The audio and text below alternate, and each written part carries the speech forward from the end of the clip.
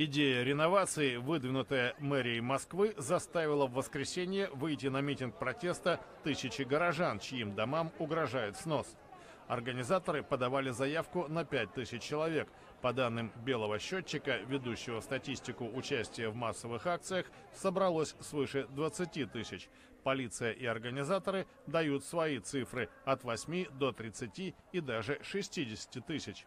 Люди выражали возмущение планами сноса так называемых хрущевок. В списки приговоренных строений попало как ветхое, так и качественное жилье. Ирина Орлова пришла на митинг протеста, несмотря на лояльность власти. Я против вот этой кровавой реновации. Наш хороший дом вошел в список, а общежитие рядом, где люди 10 лет борются, чтобы их расселили, не вошел. Собравшиеся протестовали против проекта федерального закона о реновации, принятого в первом чтении Думой. По мнению многих, расселение пятиэтажек равносильно депортации.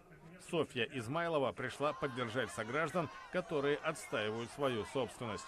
Решение Собянина и Путина, которые просто, не спросив людей, вдруг начинают распоряжаться их квартирами, переселяют их без согласования, не предлагают вариантов. Это просто противоречит закону, это бесчеловечно. Президент Владимир Путин ранее сказал, что не подпишет закон, ущемляющий права собственников жилья. Мэр Сергей Собянин высказался за возможность выплаты денежной компенсации. Но с трибуны звучат призывы сместить московского градоначальника и его команду.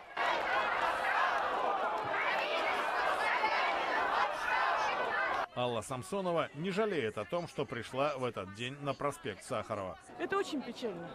Я первый раз в жизни, я давно живу, я даже ни на одной демонстрации не была с детства. Вот первый раз вышла в такой народ и чувствую, что я правильно сделала.